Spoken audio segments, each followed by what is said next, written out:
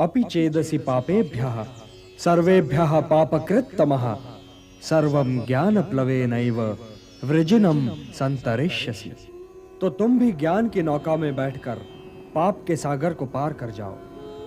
ये समझ लो पार्थ कि जैसे अग्नि सब कुछ जलाकर भस्म कर देती है, वैसे ही ज्ञान की अग्नि कर्म फल की इच्छा, फल की प्राप्ति न होने पर आने वाले क्रोध और उस क्रोध के सहारे आगे बढ़ने वाले मोह को जलाकर भस्म कर देती है। हे पार्थ, इस मंत्र को सदैव याद रखो कि संसार में ज्ञान के समान पवित्र करने वाली न ही कोई वस्तु है और ना ही कोई तत्व। ज्ञान ही सर्वोत्तम है।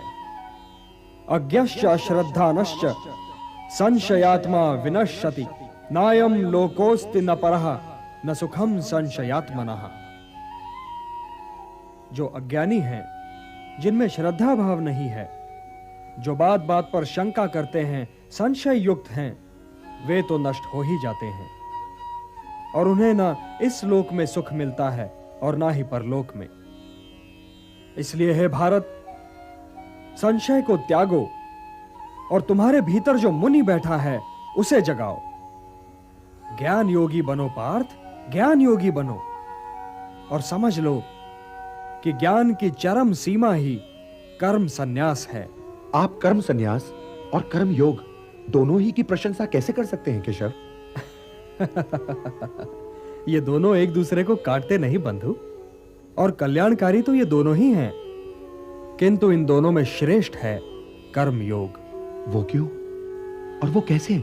जो द्वेष और आकांक्षा से ऊपर उठकर कर्म करता है वो तो नित्य सन्यासी है ही, और वो द्वंद्वों से रहित होकर सांसारिक बंधनों से मुक्त हो जाता है।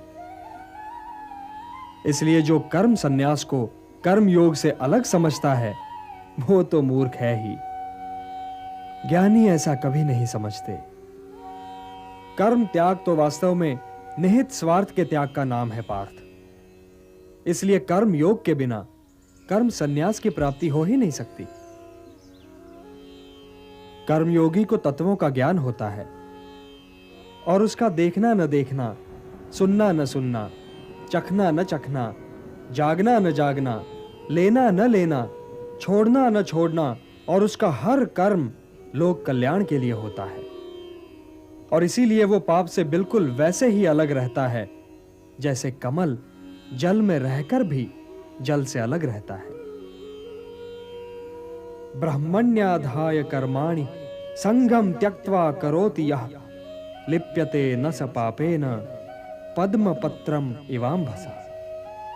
हे धनंजय, कर्मयोगी कर्म फल को त्याग कर परम शक्ति को प्राप्त होता है और 9 द्वारों वाले शरीर रूपी घर में सुखी रहता है। मनुष्य के भ्रमित होने का कारण यह है पार्थ कि उसका अज्ञान उसके ज्ञान को ढक देता है, और जब आत्मज्ञान अज्ञान को नष्ट कर देता है तो ज्ञान उस परम तत्व को सूर्य की भांति प्रकाशित कर देता है और ज्ञानी इस नश्वर जीवन ही में परम सत्य को प्राप्त कर लेते हैं। उन्हें जन्म पर जन्म नहीं लेना पड़ता, वो इसी नश्वर जीवन में मोक्ष को प्राप्त कर लेते हैं।